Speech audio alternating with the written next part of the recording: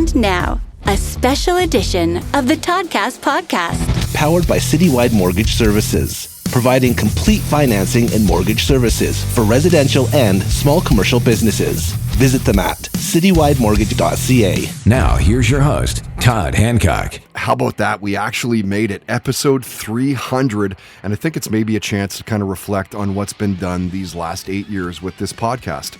My name is Todd Hancock. First off, thank you for being there. I doubt you'll hear us double that number, like 600, probably not. 400, maybe.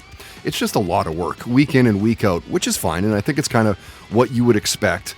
But when you factor in that I also work as a full-time instructor at BCIT's Radio Arts and Entertainment program, if I'm not going to work in radio, like I don't teach a class at BCIT per se, but what I do is run their radio labs, first and second year students from the ground up, creating the logs for Evolution 107.9, the FM station the second year students run.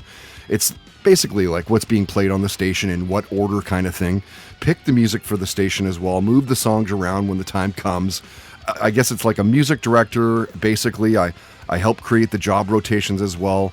Are they on air, creating videos, audio podcasts, producing commercials kind of thing, station imaging as well. Lots of mentoring, just one-on-one with groups of students. Mark them, critique them, let them know what they're doing right, what they're doing wrong kind of thing. And so it makes for some long hours. And pulling off a podcast like this takes time management. We have 14 sponsors, making sure that they're all being taken care of and represented on the podcast, online and social media posts and whatnot. And as you know from listening to this podcast, we try our best to have 3 great guests every week, from well-known hockey players, household name rock stars and actors and models and UFC fighters and High Times editors and you name it. All the stuff that, that just takes time. It's emails and reaching out again and again and being persistent and being relentless. I never used to have a list of things to do. I do now, since the podcast these last 8 years.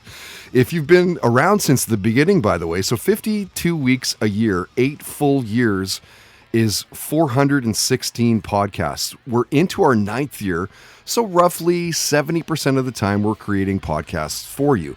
Obviously, we take off some weeks in the summer and July and August and hang with the family and everything else and do the crazy fun shit like trips to Tofino and the Okanagan. And, instead of on those weeks, we'll do like best ofs, which you love anyway, according to our play counts.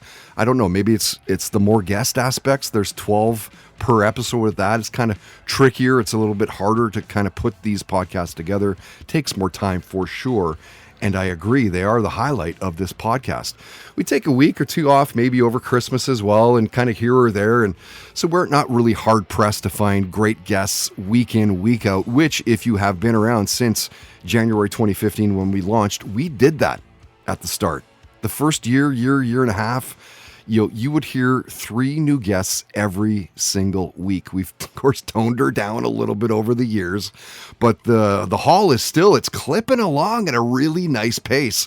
And there's just so much stuff that goes on behind the scenes, not to bore you with the details, but I was mentioning, let's talk about the reflect on what's been done these last 8 years. When you start to think about it, this podcast, like you're constantly finding good guests, someone that'll tell a really good story and hopefully they're well known and kind of tap into their social media following and ride the coattails and find new sponsors and keep the current sponsors happy. And, everything audio, everything video that you see online, it's all me.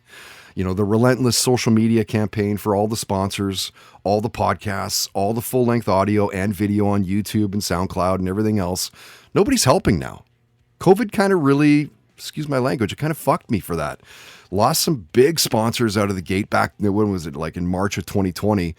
So much so that the people that used to help with creating videos and just brainstorming and maybe posting some stuff on social media, well, they were all phased out to kind of keep those costs down. The goal is to bring them back and make a team once again. But anyway, I'm starting to bore with the boring details, the behind the scenes stuff.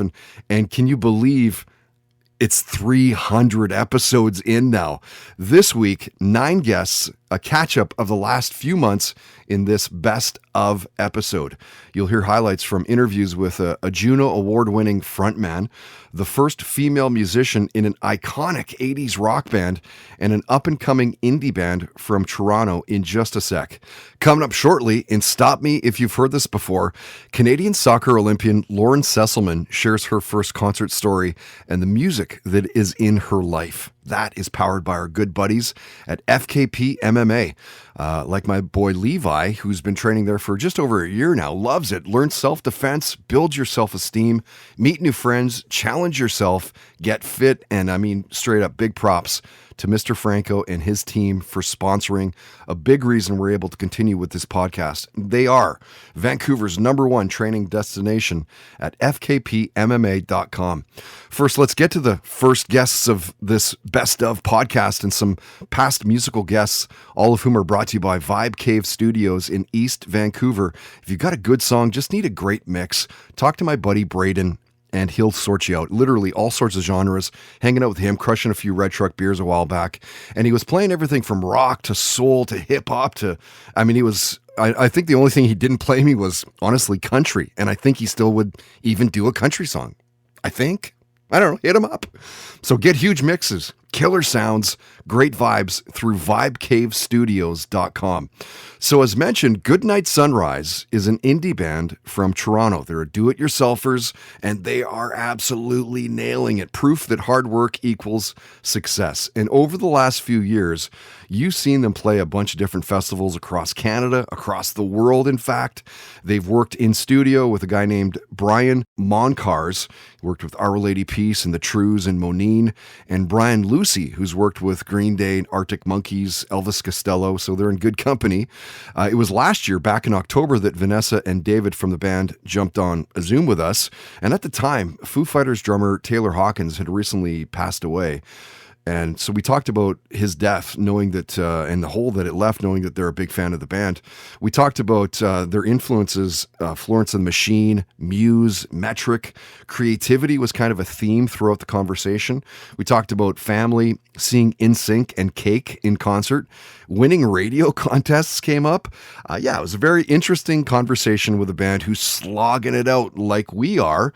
The little guy going up against the world kind of thing. Indie and proving their worth. Big fan of what these guys are all about, and we know the grind. You'll love this part of the conversation. Talking about musicians and the correlation to addiction and the constant urge of validation for your work. Some pretty deep stuff. Okay, like let's just look at music history, every biography, every whatever. Like think about it. It's like there is a reason that like musicians and actors and public figures like are more likely than not to develop addictions of some sort, whether it be like an eating disorder, whether it's drugs, where it's alcohol. Like it's like that life is not tenable. Like your entire worth is based on external validation. As much as you try for it not to be, the only reason you're ever successful is because of something we call fans. Like think about how fucked up the term fans is. You have fans, you have people who are like admiring you and worshiping you and watching your every move. And if you play it wrong, you're like, I mean, we're not even remotely famous, but when I lose like one Instagram follower, I'm like, was that a bot or a real person? Like, is it something I said? Like, I mean, it's, and like as much as like we're trying to do so much work constantly, we as a collective on like self-love and don't care what people think. Okay, well, if you don't care what people think, you're in the wrong industry because like, except for a very small percentage of artists who are like, maybe like the Polaris artists who don't care what people think and are just making whatever the fuck they want. And I bet you that's not even true either. If you're a commercial artist, your literal job, the only reason you're going to be successful is if other people like you. So like, that is a recipe for absolute disaster. There's no way you're okay. You've heard Goodnight Sunrise's music showcased on Spotify in the New Music Friday Canada playlist, in the All New Rock playlist on Amazon, in the Fresh Rock playlist. You could say that they're making some headway in the digital jungle. So listen to David and Vanessa talk about their career highlight. I mean, we opened for Bon Jovi. That's like the career highlight. Mm-hmm. So far.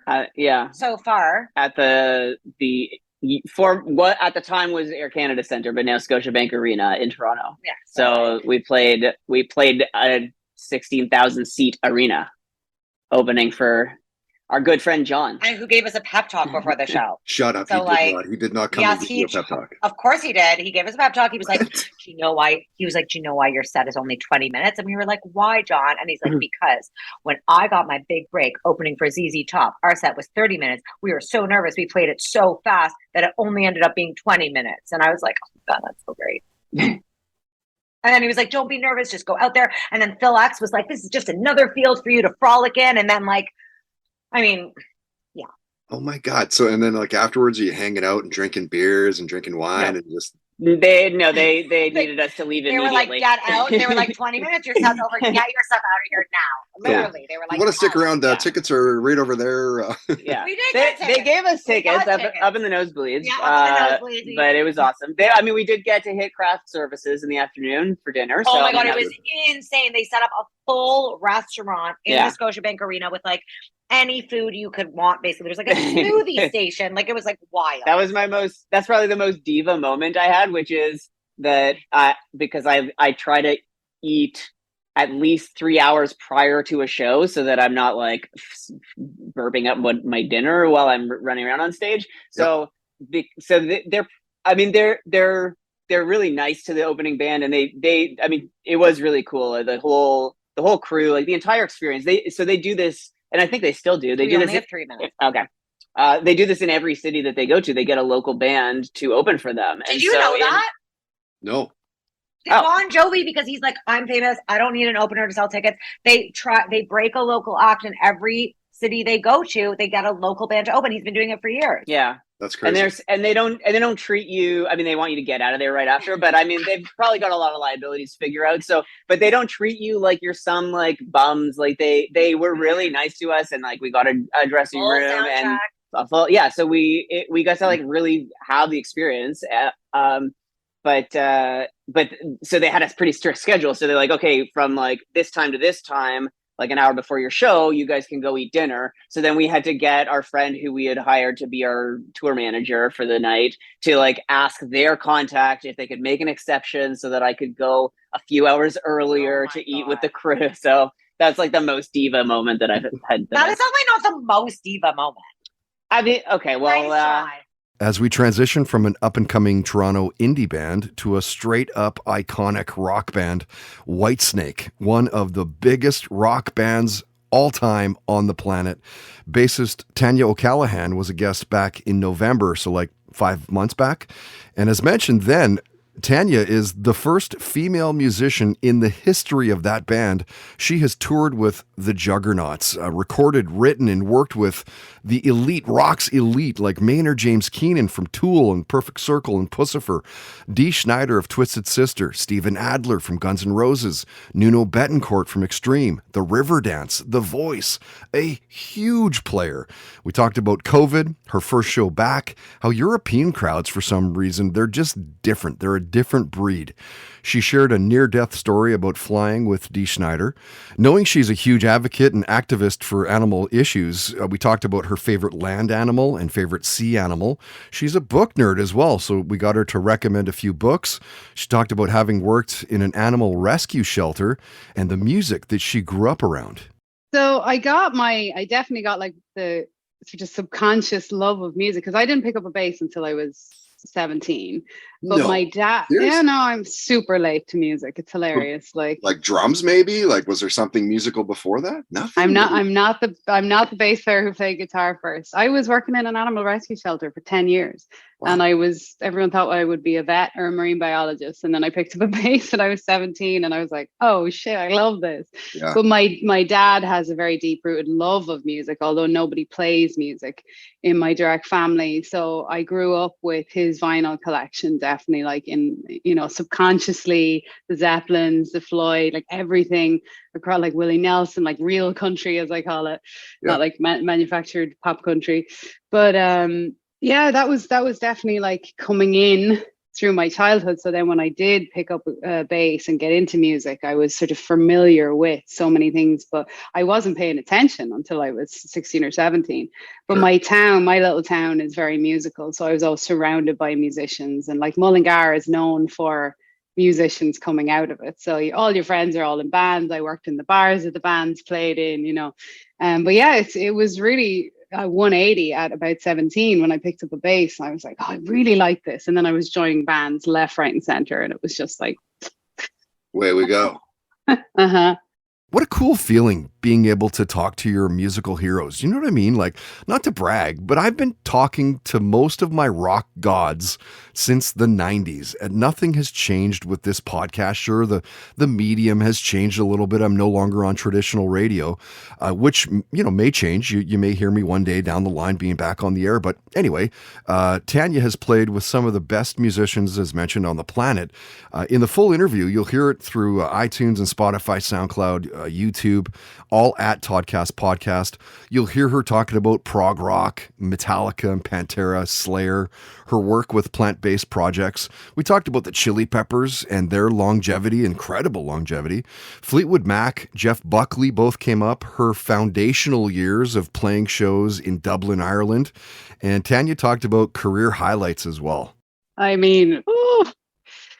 There's a couple because they're slightly different. Like when I was like a deer in headlights, I was only 20 or 21 when I was in the studio with Maynard. And that was trippy because the first time he sang on front of me in the studio, and we're, collaborating on ideas, myself and Josh and himself, that was really wow, because I've been listening to him for so many years, and then he's sitting there singing in front of me, just in the creative process, like any musician, just like coming up with ideas. So that always sticks out because that was like, oh wow, this could be a big deal if I get myself into the US and circles. So that's like a studio memory. Playing like Hellfest with Dee Snider was amazing. I always remember that one in particular because we had like a crazy routing problem to get there, and we almost didn't make it, and it was like we were lost in the middle of France, and it was one of those like running on the stage, and it was just amazing. And then obviously like opening night in Ireland with Whitesnake will always be so surreal. And we finished the European tour by closing out with Steve Vai at Hellfest. So it was Steve Vai came on stage with us, and I played Still of the Night with Steve Vai, and I was just like, is this actually happening? It's like Tommy Aldridge, David Coverdale, and Steve Vai. I'm like, who teleported me into this situation? I know, right? So yeah, there's a couple, but they're like my top three. So we'll go from an international 80s iconic rock band to a Canadian iconic 80s rock band, the Payolas. Their singer, Paul Hyde, was a guest back in mid-February, just a couple of months back. Their song, Eyes of a Stranger, has to be one of the best Canadian rock songs from back in the day. Great to talk to Paul, all about the waves that they made when they launched. I mean, think about the name, the Payolas. You heard their music everywhere in the 80s, on the radio. You saw them on Good Rockin' Tonight with their videos. And around that time, in 82, their album, No Stranger to Danger, won them 4 Juno Awards. It was interesting to hear Paul talk about how his now art career is just as fulfilling as his musical one. Well, this is a totally different part of my brain that I'm using now, but I've always enjoyed, cutting stuff out, doing collage. And years ago, I used to work with the acrylic plastic as well, with the but back then it was super, it would fill up the house with noxious fumes. The materials improved considerably now. So the resin is, you just have to leave the door open. That's basically, you don't have to wear a mask and stuff. So once I found out that the resin was fairly safe now, about 3 years ago, I started doing it again, what I'd done 20 years ago. And I've had a couple of shows now, and there's a big one coming up in February. Yes, it's a great. I really enjoy it. It keeps me sane. It's I go downstairs into my workroom there, and I just love doing it. Making stuff. Yeah, that's cool. PaulHydeArt.com. Yeah. PaulHydeArt.com. So where does that fit in, like the whole? I don't know how to word this question, but like, music does something obviously for you. It makes you feel good, and it's cool to create things, but like, is it on the same scale as music, or do you know what I mean? Like, it's a tough question. I'm not sure how to word it. Yeah, it is. It is on the same scale for me. Yeah. I really enjoy doing it. And it's the same in the brain. Yeah. When you're writing a song, there's a certain point where you think, okay, that's finished. Right. And it's getting to that point with the art as well. That's is kind of the interesting part. And yeah, I've had to learn a lot and, make a lot of mistakes, especially with using the acrylic that I use. It's tricky stuff, but I think I've got it down now. I can fix up. The trick is if I make a mistake, I know how to fix it. Yeah. I think in life, that's a really good thing to know. Yeah, absolutely. Sure. In general. Have you seen that Metallica documentary, Some Kind of Monster? You're going with Bob in it? Yeah. Yeah, with Bob and of course the band and the lawyer and all that. Yeah. And when I heard that you were doing this this exhibit, which by the way is it's called Unique Perspectives Art Exhibit at the Landmark Pop Uptown Gallery in White Rock. Yeah, Central Plaza. It's for the whole month of February. Yep. When I heard you were doing that, it kind of reminded me of how Lars, the drummer of Metallica, is also he was messing around in the art world as well, making some paintings and all that kind of thing. And it just kind of the correlation between the two. I thought, like, how interesting that musicians are getting into that art world. Is there a big part of music doing that, or is it kind of just like, do you know many other musicians doing what you're doing? No, there's a few, not very many though.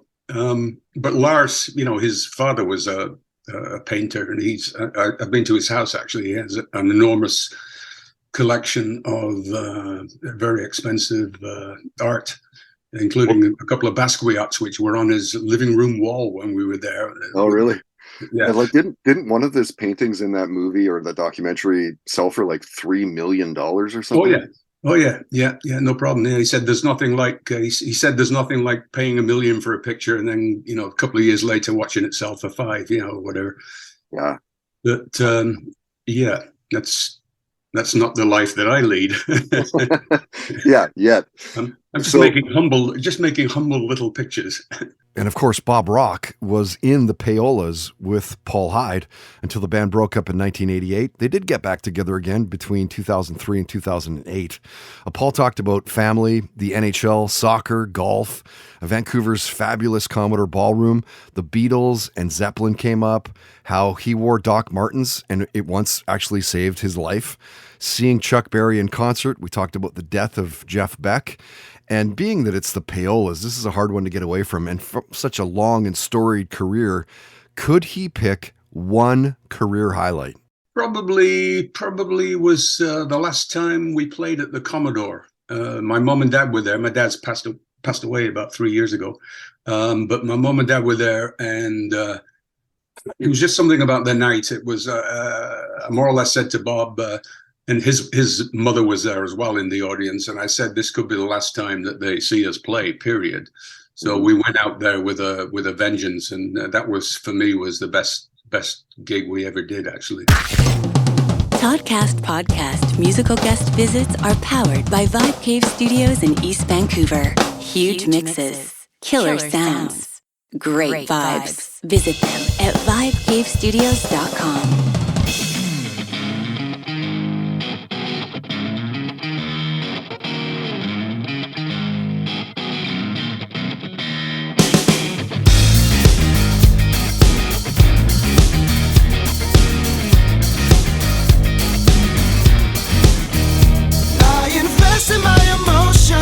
Have they got the best of me? Am I blind because I'm biased? Or is this another scheme? You think you know somebody, then they shock you with the truth. I'm stuck in denial, that makes me suspect too. Well, it shook me a little too much. All it took was a little mistrust. Now it's looking like another witch hunt. I don't wanna see you burning. The crosshairs are on your head, shooting labels at you like catnip. They won't stop till your name is dead. I hate to see you burning. I used to look up to you, now you're dragging in the mud. Offer in my hand, we're getting ripped off by everyone. It's a tragedy, a travesty. It's hard to see, but explain to me why the lighting torches before they hear you speak. Well, it shook me a little too much. All it took was a little mistrust. Now it's looking like another witch hunt. I don't wanna see you burning. The crosshairs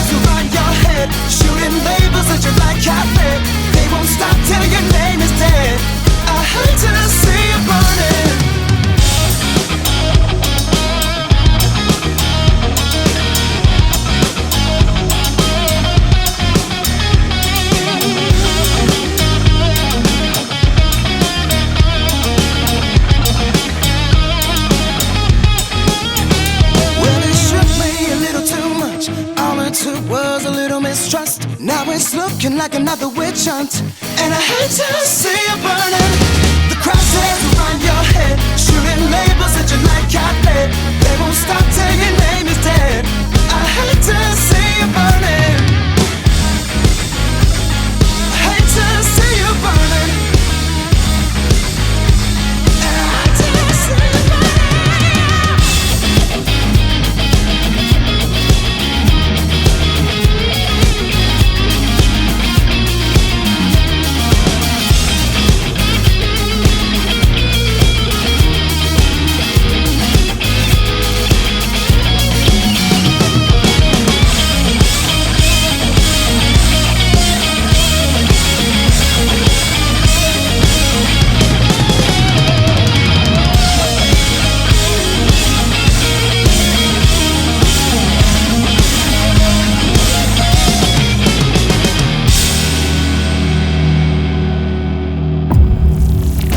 Your best way to hit the slopes this winter is with the Cypress Mountain Sky Card. Visit cypressmountain.com for details. And now, stop me if you've heard this before on the Toddcast podcast. All right, so check this out. Canadian soccer Olympian Lauren Sesselman was born in Marshfield, Wisconsin, in the States. She played for the Canadian national soccer team because she got her Canadian citizenship in 2010 through her dad. He's a Canuck. You saw Lauren help Team Canada win Olympic bronze in the 2012 London Games. She played all 6 matches, 2 at left back, 4 at center back. She represented Canada at the 2015 FIFA Women's World Cup. That was the last time that she played for Team Canada. She's a trainer, the producer and host of the fitness DVD Fit as a Pro, currently plays for Santa Clarita Blue Heat. And when Lauren was a guest, she talked about growing up in Green Bay and being a cheesehead. Right around the time that we talked, Hope Solo got her contract terminated, so we touched on that a bit. She shared a near-death story. We talked about the shows that she was binge watching. She talked about watching the Rio 2016 Summer Olympics. And stop me if you've heard this before. Listen to Lauren's first concert story and the music that's in her life. My first concert, I think it was Rascal Flatts. Really? That's great. That's a good little bar to set. Those guys are fun. Yeah, I love Rascal Flatts. I think they're phenomenal. Yeah. So are you a country music girl solely, or what else do you get into? I love everything. The only thing I don't like is like the hardcore heavy metal that the football players always playing when they're getting pumped up. Like you can't even understand what the hell the guys are singing and stuff. stuff. And it's like they're just screaming. Like I can't stand that. But I love classical. I like listen to like Josh Groban before games, and so I'm like. And Yanni, like, I listen to R&B. My God. Yes, it's because it helps me, like, my meditation and stuff like that. It's just kind of relaxing and letting the nerves get out, like Josh and Yanni and, Andre Bocelli. I think they're amazing. And then when I'm getting pumped, like, ready to go into the stadium, it's the rap and the R&B, and it's time to get, how I always dance with Desi. Everyone always sees that, so that's when we get hyped up. Stop Me If You've Heard This Before on the Toddcast podcast is powered by FKP MMA, Vancouver's #1 training destination at fkpmma.com.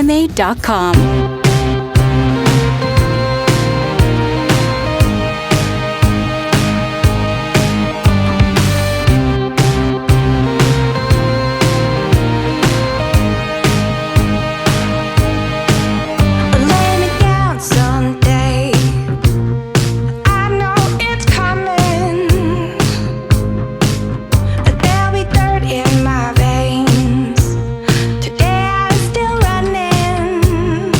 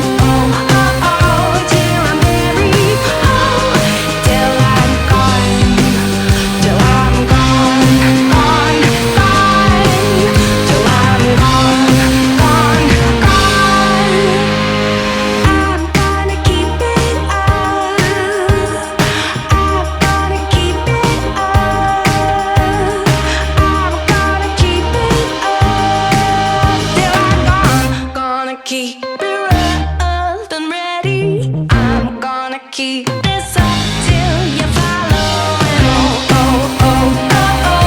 till I'm buried. Till I'm gone. Till I'm gone, gone, gone. Till I'm gone, gone, gone. Till I'm gone, gone, till I'm gone. Boy, I like that one a lot. Her name is Joan Bessie, and a great song for her called Gigi. And you're less than, 3 weeks away now from seeing her at our next Blue Light sessions on Friday, April 28th at the Blue Light Studio in East Vancouver. It is absolutely phenomenal. This place will blow your mind. So Joan Bessie and Jennifer Hirschman together, well, not together, they're individually playing sets, but acoustic, Q&A. Heads up, by the way, these nights are filmed, so you may make it into a promo video. They're $20 right now through eventbrite.ca, eventbrite.ca, $20 in advance, $25 if you want to risk it and wait for the door. I say risk it because we only print 60 tickets, 60. Like 60 people. It's not very many. Doors are at 7. Show goes at 8. That will go till around 10 o'clock. All right. So played you a new song for Redwoods as well called Witch Hunt. And they are playing with Texas King and Black Pontiac, not this Friday, but next on Friday, April 21st at the Cobalt in Vancouver. This will be a great show. They're also going to do something with us, the podcast, this summer. Was talking with the boys, and we have nailed everything down, but we're not announcing the full details for a little bit. But that is going to be happening, something with Redwoods. Again, at the Blue Light Studio. Coming up in just a few minutes in Listen to This, Royal Tusk, talking about the music industry and maybe releasing singles versus albums. Are albums even necessary when you take into account the music consumption of today's consumer? Like, I don't know, people listen to singles. Like, will it go that way? Anyway, that's powered by our 6-year sponsors, Tedco RV Supplies in Langley. RV service and repairs, ICBC accredited. You can find them online at Facebook and on Twitter as well at Tedco RV Supplies. First, back to more guest highlights in this Best of podcast, episode 300. Wow, we made it. And some sporting guests, all of whom are powered by our friends at Hand Over Hand Textiles in Vancouver. Naturally dyed goods for your home and body. We're talking bandanas and dishcloths and shirts and socks and scarves and pillows, and it's very cool. You'll love their work. Top notch.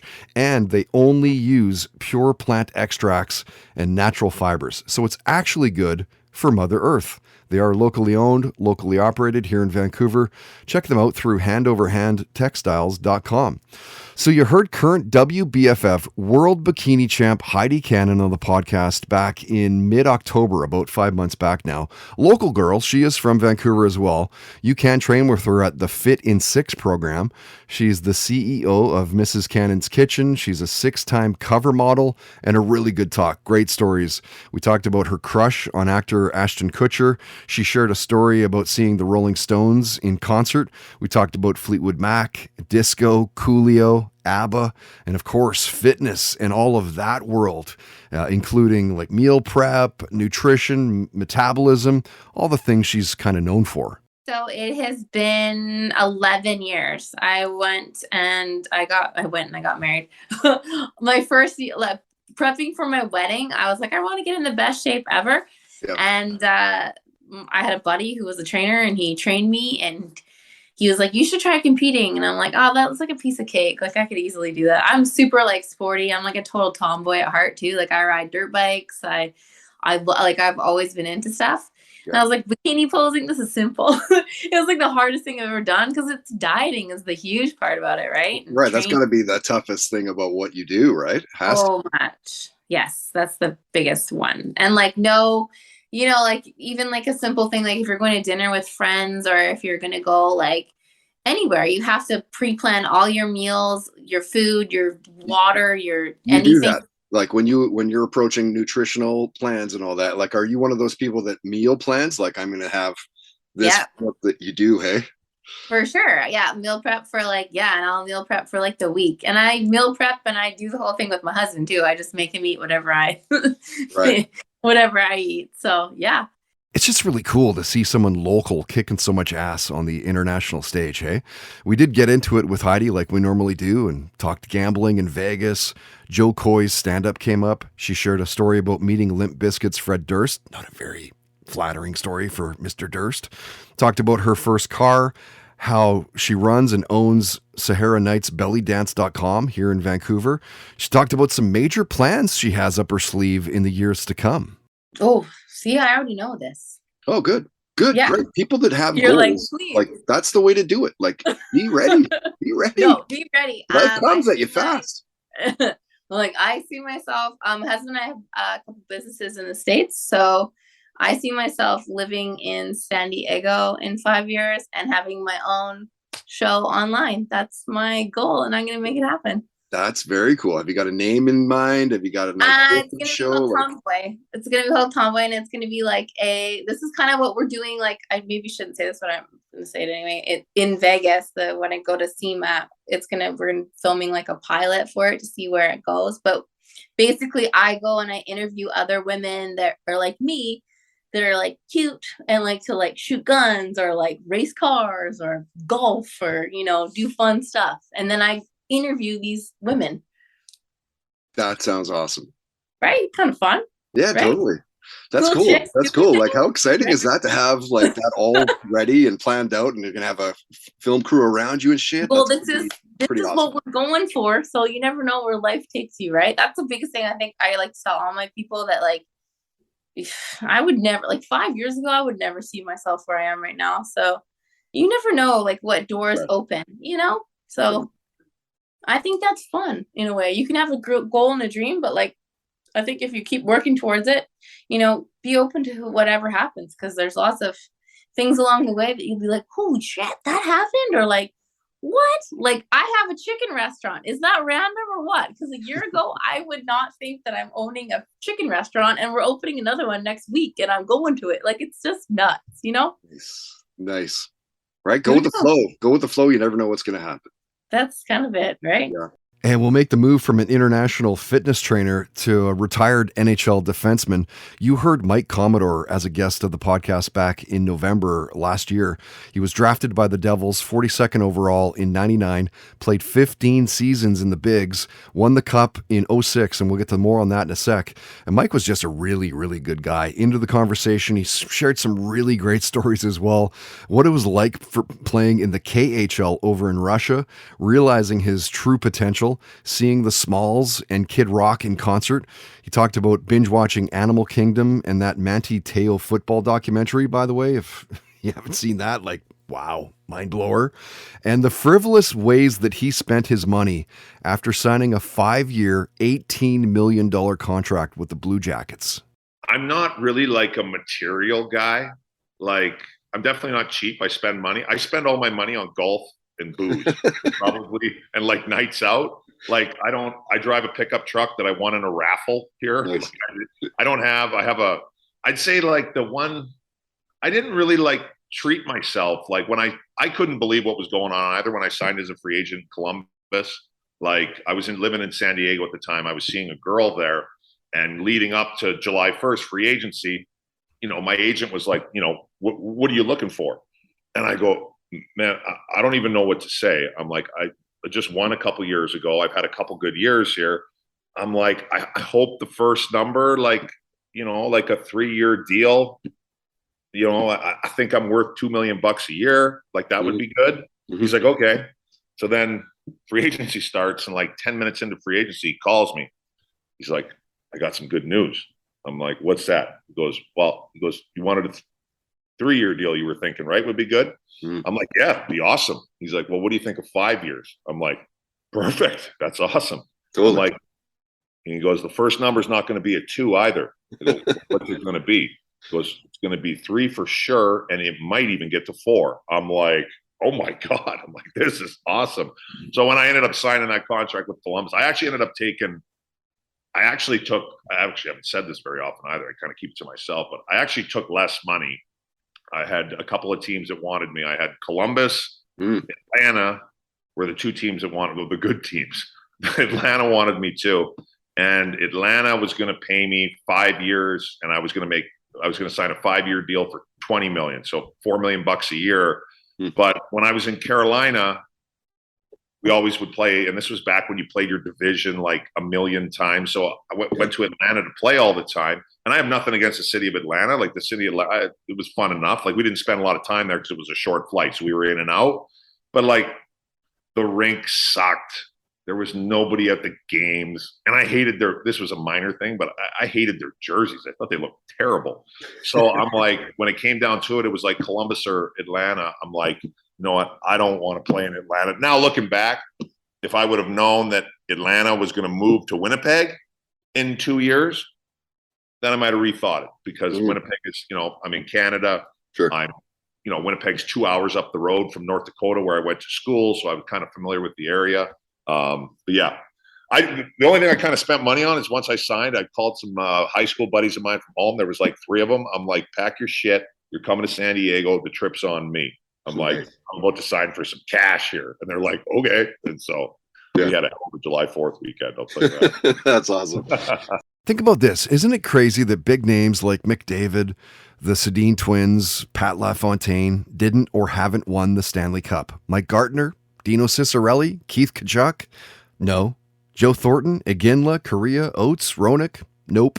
Of course, undeniably excellent hockey players, and yet they did not raise the cup. And I said to Mike, man, it must feel nice to have won the Stanley Cup with the Hurricanes, and some of the best never did. Thank God I had one good year. I didn't have many, but the one good year was a really good year. Yeah. Obviously it was a special year. I'm actually going to run into one of the guys, hopefully either today. Rod Brindamore, he's the head coach for the Hurricane or for Carolina now, but Carolina's in town. They play Calgary tomorrow. So it's always nice when they come to town. I get to catch up with. Now I really don't know any of the players. It's all like coaching staff and shit because I'm getting old. But exactly. No, it was a great year. I mean, obviously there was a lot of luck involved too. I mean, I was in Calgary in 2004. Yeah, it was the trade that kind of got you there in the first place. Yeah. I was like, I finally signed a contract after we go to the finals. I finally signed a one-way contract. I'm pumped to be in Calgary. Then there's a fucking lockout. There's no more NHL. I'm back in the minors again. I'm like, Jesus, I cannot get out of this league. And then I had a good year in the minors, and that year we split a farm team. Calgary and Carolina split the Lowell Lock Monsters. So half the team was Carolina guys.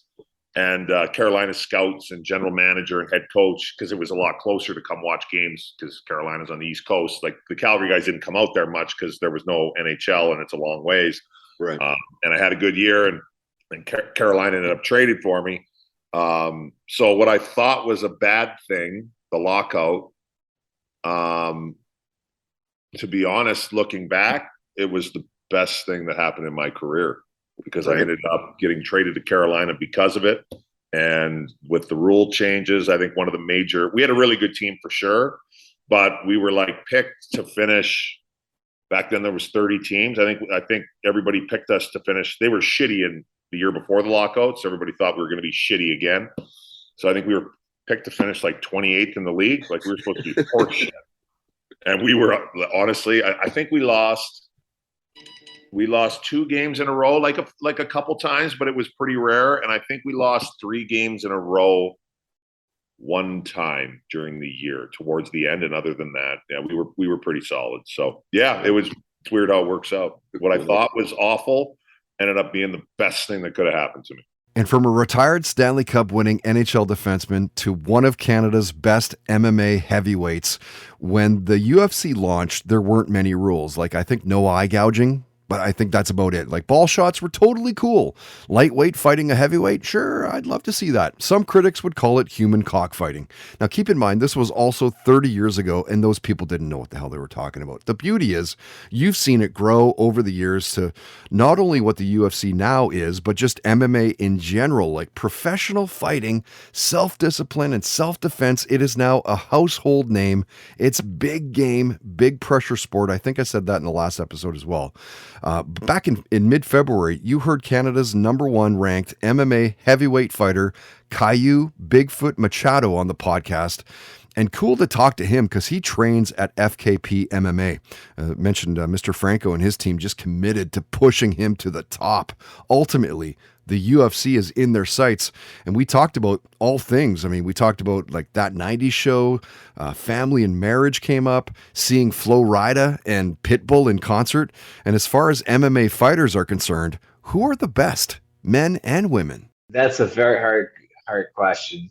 I don't think it's hard to give a straight answer. I would say from what influenced me the most and when I see one of the best is Anderson Silva. I think the difference between him and his opposition when he was in his prime, that was different. Like I think it's between him and John Jones, but I think the way Anderson moved, the way he would interact with his opponent and getting people on his opponent's mind during the fight was just in a different level. Totally. Like, remember that fight that he did with Forrest, and he just dismantled. Like, it wasn't remotely close. Completely. Like, he break Forrest. He got like Sonnen. He had the fortitude to survive for 4.5 rounds against Sonnen and find that triangle choke. Like it. If you see like his top performances, he's definitely one of the best guys ever. Yeah. And how about women? Women, I'm a very fan of Amanda, but I think Valentina is overall like skill for skill the most skilled female fighter ever. Pound for pound, skill for skill, like she's good. She can do anything from anywhere. It's just a different level. And when you think about it, it's a damn near impossible question, right? Like, I love it when people even make an attempt at answering, like, who's the best, whatever, like best band, best fighter, best anything. Caillou fights out of BFL, by the way, Battlefield Fight League. He's a 5-time heavyweight champ. His record is great, 7-1-1. He talked about watching tape of the opponents that he fights. He shared a near-death story. His long-term goals came up. We talked about his life in Brazil and what it was like there. We both love comic books, and he was a bit of a comic book nerd, so we talked about that, the music that he grew up around, and what is playing when he's hitting the gym. So my parents, especially the region where I grew up, there's a lot of the sertanejo, that's the Brazilian country music. Yeah. But I kind of enjoy a little bit of everything. As we grow old and start going out and start enjoying different kind of like environments, you listen a little bit of like electronic. You go for samba, axé. There's so many different styles and different kind of music. It's so diverse, so interesting to like just play around. They say I always have a different music for a different time. I like to, for example, I like to listen to country when I'm on a road trip. But I don't listen that. It's not the same music I will listen at the gym while I'm training. Sure.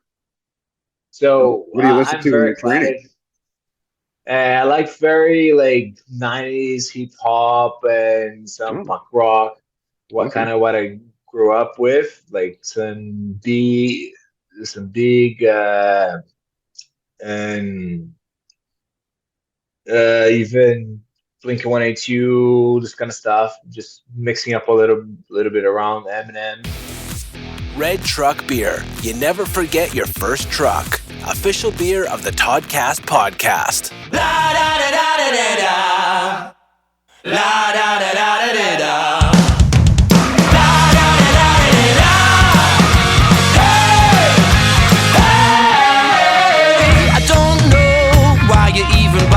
Your head's underwater, it's underwater now. High tide, the water's getting hotter. Guess we should have bothered, now it looks like we won't survive. I'll die with all your sons and daughters, victims of the slaughter. No one here's getting out alive. I won't lie, things aren't getting better. Thinking about whether or not we crossed the line. I don't know who's gonna save us. I don't know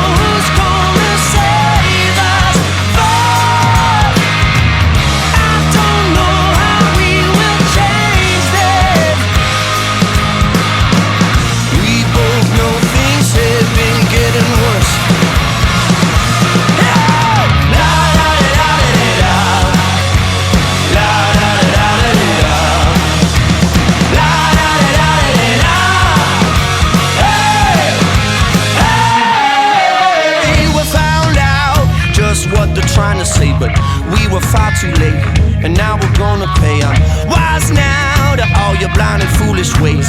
Give your head a shake, quit acting like you're gonna change. You can hide now from the eye of the hurricane, but you can't outrun the rain. You can't outrun the rain. I'm wise now to all your blind and foolish ways. Give your head a shake. I don't know who's gonna save us. I don't know who's gonna save us. First, I don't know how we will change this. We both know things have been getting worse. Hey! La la la la la la. La la la la la la. La la la la la la. Hey! Hey! La la la la la la. La la la la la la. La la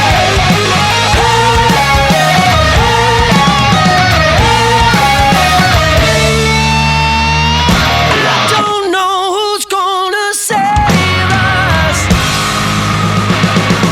I don't know who's gonna save us first. I don't know how we will change this. We both know things have been getting worse. I don't know who's gonna save us. I don't know who's gonna save us. I don't know who's gonna save us first. I don't know how we will change this. We both know things have been getting worse.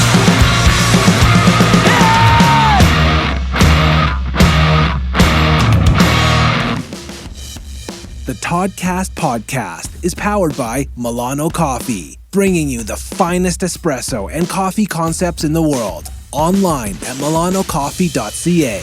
And now, listen to this on the Toddcast podcast. Do you remember the band 10 Second Epic? It was from that band that Royal Tusk was created. They've been around since 2014, a power trio here in Canada, just a crushing band. They're 3 studio albums deep, and it seems as though COVID has paused the band. Back in August 21, they canceled the tour because of an illness. Then in April 22, the band said that cancellation was because singer Daniel had developed severe long COVID symptoms. In fact, it was so bad that the band set up a GoFundMe page to support their singer during recovery. Yikes, I hope that doesn't mean the end of the band. I'm a big fan. When Royal Tusk were guests, the whole band, we talked about early influences. The Eagles documentary came up. North American crowds versus European crowds. There's a big difference. Talk to any band who's done substantial touring in both markets, they'll tell you as much. They talked about the Motley Crue movie, aliens visiting Earth, their first concerts, which autobiography they recommend, and they shared their thoughts on releasing singles versus a full-length album. Would you ever see Royal Tusk become a singles band? Listen to this. As a music fan, I love records. I love putting them on, listening to start to end. I'm not someone who puts on one song and can base the whole band off that. If I really want to make my choice on a band, I got to hear more than one song. For sure. And, dude, sometimes, maybe you'll agree, maybe you'll disagree, but sometimes the songs that don't get released from a band, that's actually what shapes your opinion of them. Without a doubt. And not to mention, having a good record and seeing the artwork and reading the lyrics, that shapes what you think about a band entirely. Listen to This on the Toddcast podcast is brought to you by Tedco RV Supplies in Langley, an ICBC-approved repair shop. Visit them on Facebook and Twitter at Tedco RV Supplies.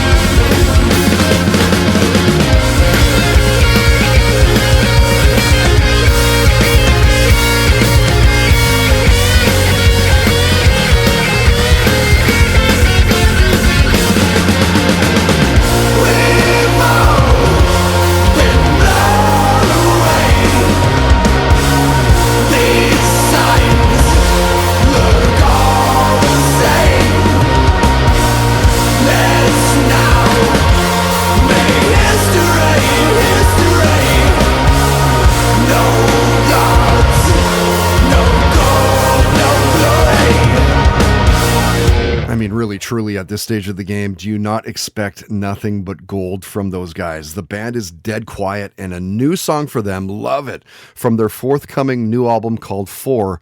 That song's called No Gods, No Gold. And I think I'll be heading over to Green Auto right after our show with Joan Bessie and Jennifer Hirschman. I mentioned that show is on Friday, the 28th of this month. Dead Quiet, Killer Deal, and Elsinore are playing. And you should be able to make both shows. They're literally across the alleyway from each other in East Van. So maybe we'll see at that show.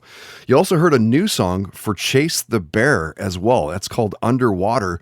They are opening up the night for Brass Camel's vinyl release party at the Wise Hall, also in East Vancouver. But that's not for a little bit, though. That's just over a month away now. So it's on Saturday, May 13th. You can find a small list of indie shows, by the way, at the indie scene at toddhancock.ca.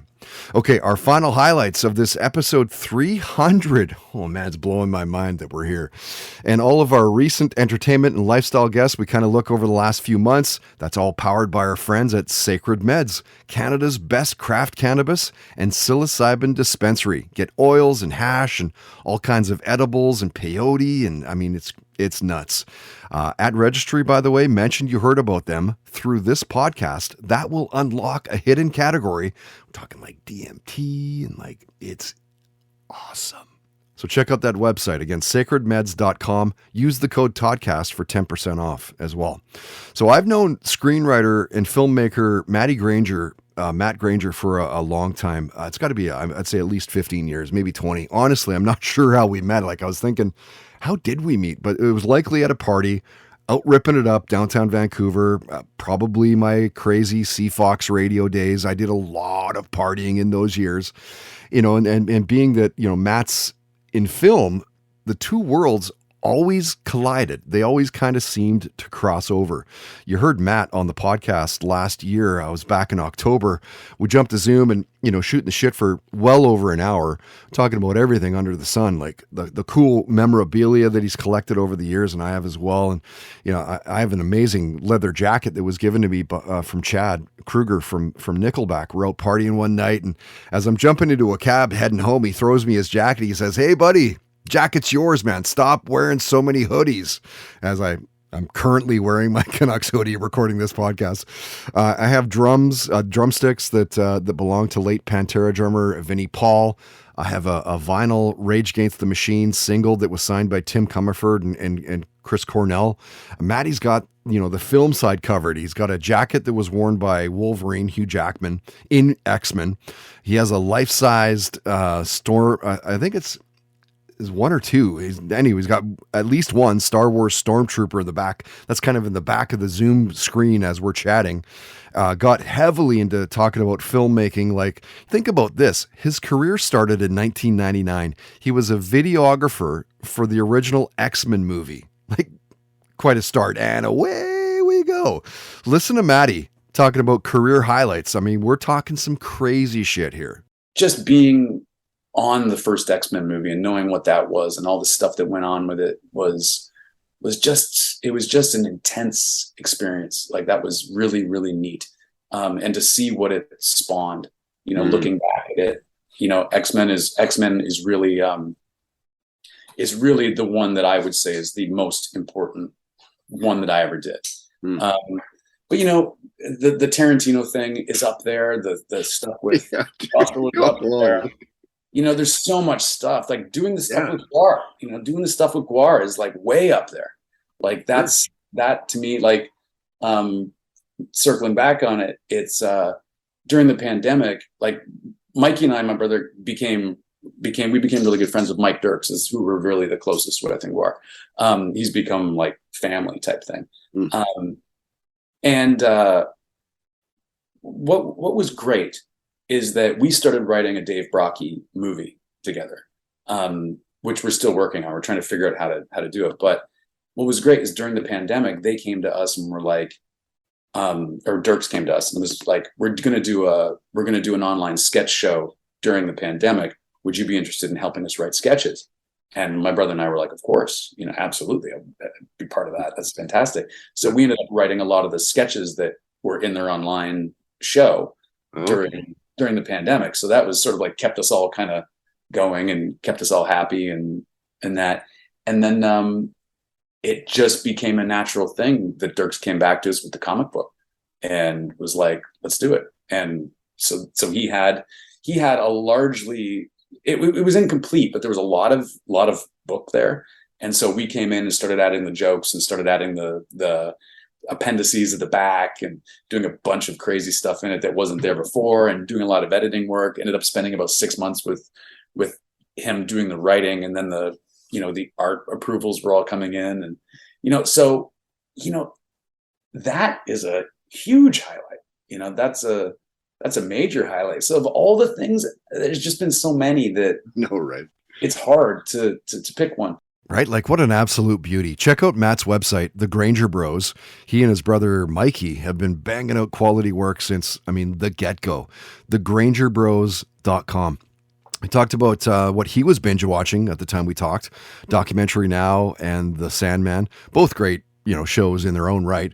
Got into superpowers, knowing that he's also, like me, a big comic book nerd, and like I guess many of us are.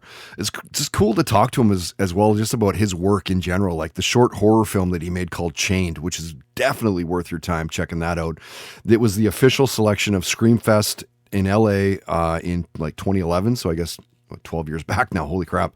You got the 2012 Rincon International Film Festival Award of Excellence. That short is now being converted into a feature-length film, which you will hear about in the full-length conversation again through SoundCloud and Spotify and YouTube and iTunes and everywhere else. We talked about how he won MTV's contest to spoof a Quentin Tarantino film. That in turn got him to hang out with Quentin Tarantino, how he's deeply involved with the band Gwar, and his work with their graphic novel came up. We talked about the Watchmen movie, reading G.I. Joe comic books as a kid. And since Maddie worked on I, Robot with Will Smith, you've got to know that the Chris Rock slap came up. We were on that movie for 13 months. It was a big, long picture. And Alex Proyas ended up being a friend that I still speak to today. Like I've stayed in touch with him for 20 years. And that's the thing, is like the weird controversy about what Will did at the Oscars. I was just going to like, how could I not bring that up? Right. Yeah, I know. That just wasn't the dude that I know. Like, what the hell was that, man? It's so like, and then did you see like the videos after that was like from an older movie and is exactly played out like how it came out in that old movie? It's like, was that fucking around? Or did we get played? Like, it's so weird, right? It's just, it was weird because to me, that was not the dude I knew. You know what I mean? And like, I remember one day we were on set and they called Will to set. And I was with him when they called him, and we were on our way. We were going from the trailer to the soundstage, and there was a PA sitting in a parking lot. And I'll never forget this kid. He was all like slouched over, like just dejected, like was clearly like not living out his movie dream. And the best thing I can describe that he was doing was guarding a bucket of cigarette butts. It's the only way I can describe what he was doing. Like, there was a bucket of cigarette butts there, and this kid was sitting next to it going like, well, I guess nobody's going to steal these. And it was pouring rain. He's in his rain gear. And as we're walking the stage, Will clocks this guy out of the corner of his eye. And he looks over and he sees him, and he immediately beelines for this kid and goes over and he stands him up and he goes, hey, my name is Will. And he shakes his hand. And I watched this kid just kind of like start to lift up. And he goes, hey, what's your name? And the guy told him his name, and Will's like, I'm Will. It's good to meet you, and blah, blah, blah. And then he said, you're doing a great job. And we're all working on the same movie, and we're all pulling in the same direction. And I just want to know you're doing a great thing here, and you're just as important as I am in this mix and all this stuff. And I watched this kid just sort of rise up, and just did this thing. And so that's the Will Smith that I knew. Well, I think that's the Will Smith that we all knew. Yeah, but it was real. You know what I mean? That's what made that event so baffling to me. Yeah. Was that was the guy I knew was the guy who was helping the kid in the parking lot feel good about himself. Do you know what I mean? And so that was a weird thing to see that. So we'll go from a filmmaker, screenwriter to an actor and a comedian. You heard Laura Ramoso on the podcast back in November of last year. She was touring across Canada with her hit live performance comedy special called Frances, as she performed at the Cultch here in East Vancouver. And since we know her booking agent, they'd reached out to us to say, hey, do you want to have her on as a guest? And, Laura's originally from Italy and Germany. She moved to Canada in 2013. She's known for sketch, for improv. She's put together this really funny, really engaging live performance event. She's touring it across the country. Oh, you've seen her in What We Do in the Shadows and Flight of the Conchords as well. Yeah, count us in. You'll love this part of the conversation. We're talking about creating and trusting your work with somebody. It's in an effort to kind of learn, to kind of grow and take and accept that criticism. And it really comes down to being able to trust someone to help refine your work. So I had a director. The show's directed by a wonderful comedian named Alistair Forbes. And so a lot of trust there. I trust his opinion. And then mainly, I think it's really important trusting yourself through just trusting you have the experience and and then being flexible, having the ability and the guts to be on stage. And if a joke doesn't land, to call that out and to say, you know what? Oh my God, that sucked. Let me move on. And people then get people back on your side. But typically my director, and that's mainly it. I don't really like to test material out, if that makes sense. Well, I guess the true testing is doing it in front of an audience. Exactly. Yes. And I think it's important to have that context. So I'm not one to, I'm not bashing this at all because I think it's so helpful, but I personally don't do sets around town to test out sketches. Oh. For me, how do I say this?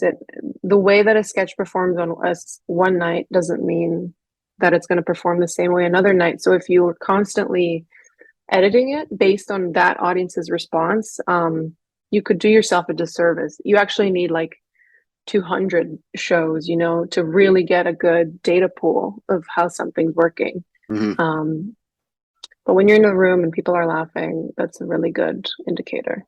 Don't you just love creatives and their overall energy and the vibe? It's really good to get outside of what Laura's known for as well. Like, what's Toronto's music scene like? She told a Backstreet Boys concert story. The Egyptian pyramids came up. So did the pandemic, the constant grind to spotlight and support Canada's arts. She shared a near-death story about riding on the back of a bike. Trust in a relationship came up. Lots of stuff came up. Listen to Laura talk about her career highlights. I think everything has been kind of a stepping stone to where I am now. I would have to say this year, opening this show, Frances, in Toronto, was definitely a highlight in my life. It was such a long road to get there. And, once it finally happens and it goes well, it just feels so satisfying. So I would definitely say the Toronto shows of Frances. And so what are the steps of that? Like, logistically, it seems, it seems kind of straightforward, but it can't possibly be straightforward to sell out shows like that. No, it's looking back, it's years of work, actually. If not directly, indirectly.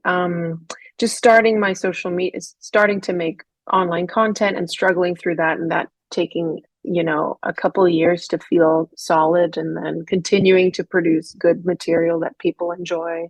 Mm-hmm. Because you've got a really good following on TikTok, right? Yeah. But then before that comes the training and the reps and the moments of humiliation and the bombing and everyone has to go through that.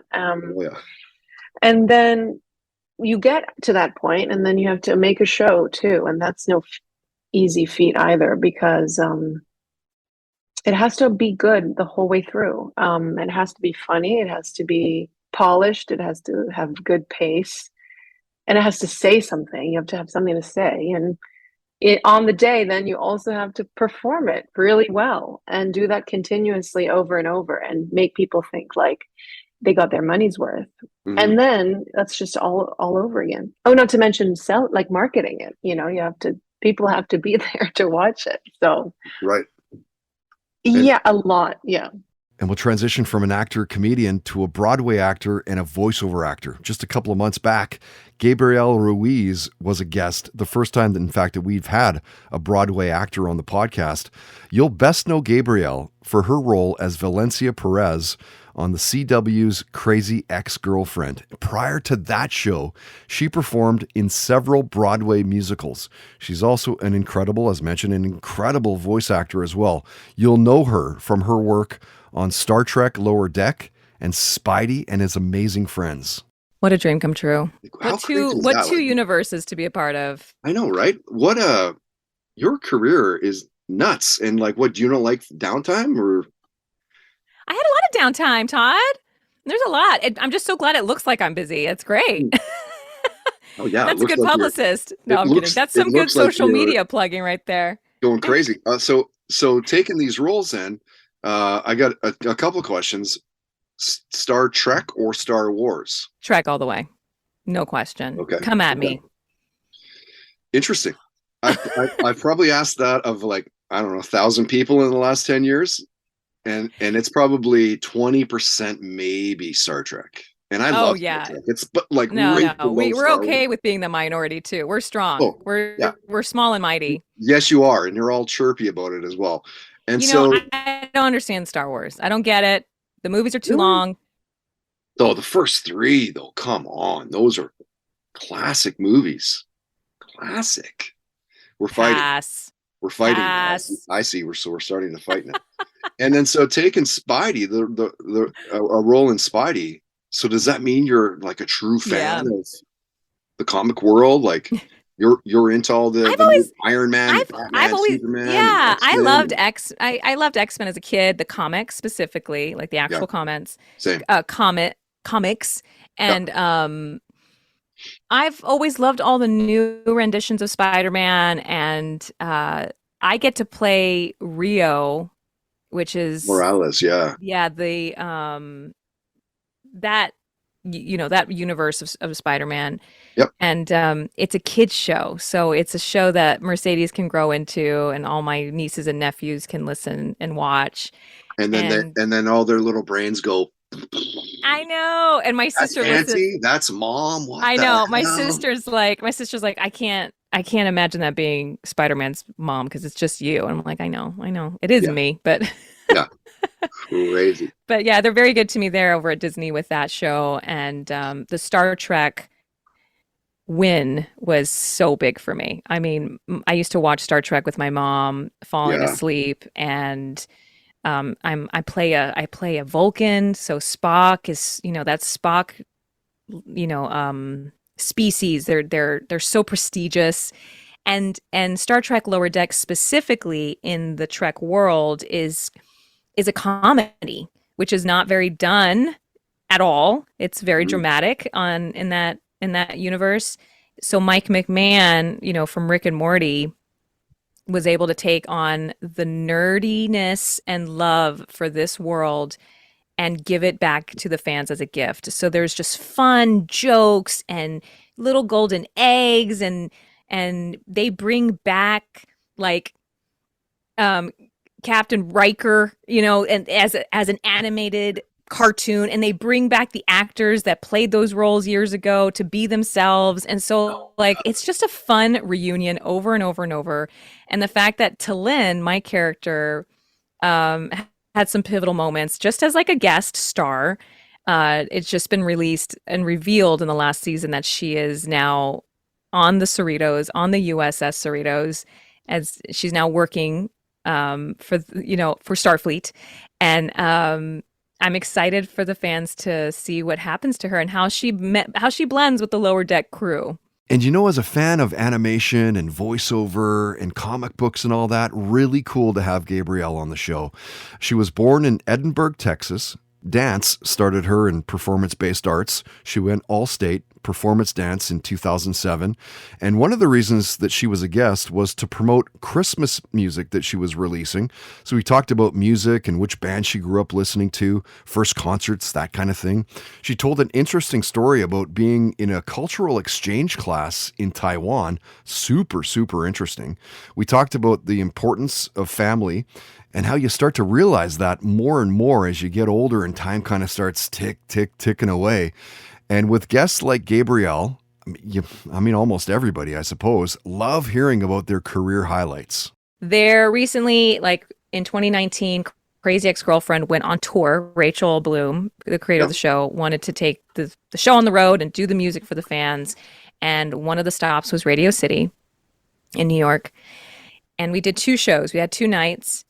And she was just kind of like, talking to the Broadway people of Crazy Ex, saying like, is there any friends that we can bring on of yours? And she asked me if I could ask Lin-Manuel Miranda to come and guest with me. And I said, if I ask him, he's doing a number with me. And because I would love, because he gave me my Broadway debut. He referred me to Crazy Ex-Girlfriend. I owe the man a lot of honor and recognition for my career path. Yeah. And he's also a very good friend of mine and always will be. And I was adamant on that because I wanted to have that memory and that experience of introducing Lin-Manuel Miranda onto the stage. And when I did, Todd, the vibration of cheers, I will never forget. Like I put my hands up in the air and I just like I felt the wave come on. And he walks on stage just like Lin is, with his beautiful smile and his sneakers and his denim jeans and like a suit jacket. And I sang Women Got to Stick Together. And we walked around and paraded around through the audience like I've done with the number, but he went with me and we salsa'd off the stage. And he was just so generous to not only say yes, but to have fun. And I'll never forget that rush, that tidal wave of screams, because it was a surprise guest, and the way people screamed for him, I got to be a part of that. I can always savor that moment. Entertainment guest visits are powered by Sacred Meds, Canada's best craft cannabis and psilocybin dispensary. Visit sacredmeds.com and mention you heard about them through the podcast to open up a hidden category on their website. And use the code TODCAST at checkout for 10% off your order.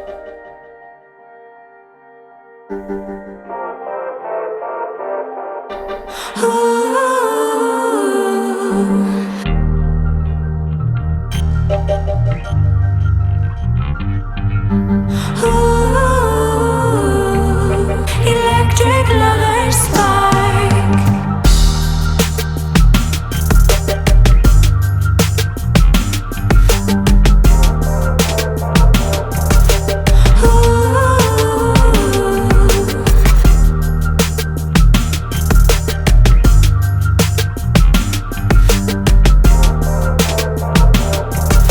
Electric lover spark. Hands down, if this is what you're after, now is not the time to stop speaking with your heart. Ooh, 'cause we let the floodgates open, dark rolling clouds and thunder. Ooh,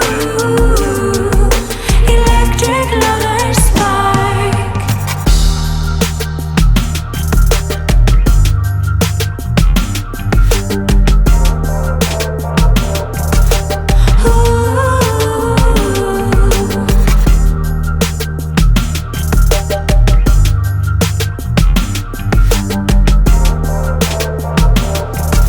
Electric lover spark. I give you all my love, shadow nights with you. Unbound under moonlight, poetry in bloom.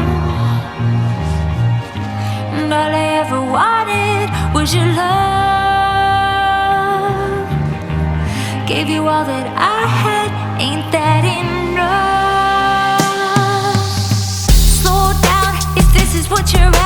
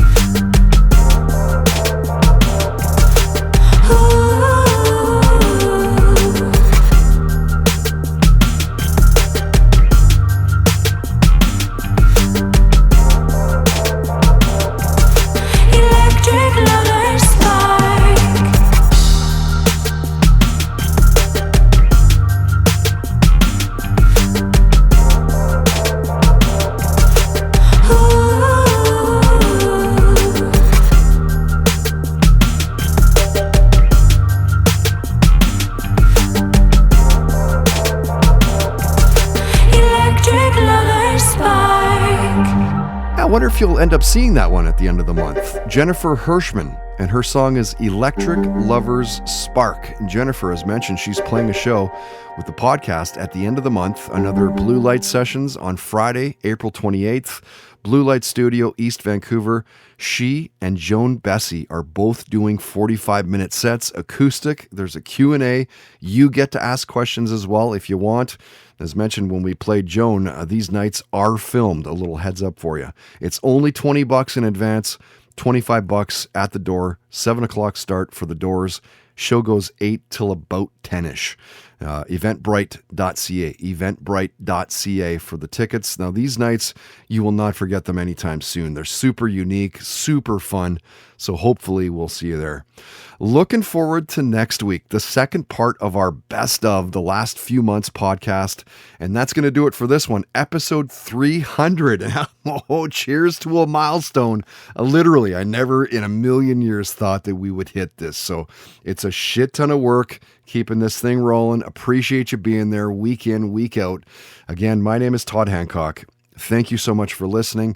If you like what you heard, please tell your friends. Subscribe on iTunes, Spotify, SoundCloud, YouTube.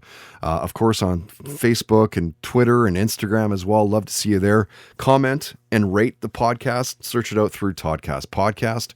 Huge thanks to all of our wonderful sponsors. Find links to all sponsor websites at toddhancock.ca. If you'd like to sponsor the podcast, bring it on. $10 a day. It's as little as 10 bones a day. Contact info is at the homepage. And if you help us find a sponsor, we will give you a commission. All right? Keep that in mind. Make some side scratch from listening to this podcast. Till next time, don't be an asshole. Nobody wants to be around that. Like nobody. Have fun, play hard, and most of all, believe in yourself. Woohoo! Episode 300, baby! You've been listening to the Toddcast Podcast, powered by Citywide Mortgage Services, dedicated to helping you find the best mortgage rates. Available 7 days a week at citywidemortgage.ca. Do you ever watch a TV show set in a historical time period and think, how accurate is this really? But also, does it matter if it's accurate or not? Nefertiti is a new podcast about shows set in ancient times. This season, we're recapping every episode of the show Spartacus, Blood and Sand. I'm Ann Foster, and I have never seen this show before. And I'm Gina Berry, and I have watched this show maybe too many times. Join us every other Monday on the Nefertiti podcast as we discuss the real history behind Spartacus, Blood and Sand. Follow Nefertiti, that's NEFER-TV, wherever you get your podcasts. You've watched them from the outside your whole life. On TV, on stage, on the cover. The success that always looks like it happened to someone on a different planet. But what if it didn't? I'm Evelyn, and I've spent over 25 years in entertainment, producing for some of the biggest names in Hollywood. And here's what I learned. The distance between you and them, it's a lot shorter than anyone's letting on. On my podcast, Reppin', I sit down with the people you've been watching, and I ask them who they actually are. Not the brand, the person. Where they started, what it cost them, what almost broke them. Their grit, their courage, their resilience, and the lessons they've learned, it's all yours for the taking. Reppin', wherever you listen. Goodbye, Kyle! Did the sound of those words call to you like Pavlov's dog? Then you might enjoy our podcast, Turtle Time. Every week, you can join me, Riley Hamilton, and my co-host, Amy Scarlatta, as we cover the most pressing Bravo news and dig into the new episodes to answer important questions like, who the hell is Adrian Malouf in this world? Listen to Turtle Time on Apple Podcasts, Spotify, or wherever you get your podcasts. New episodes every Wednesday and Friday.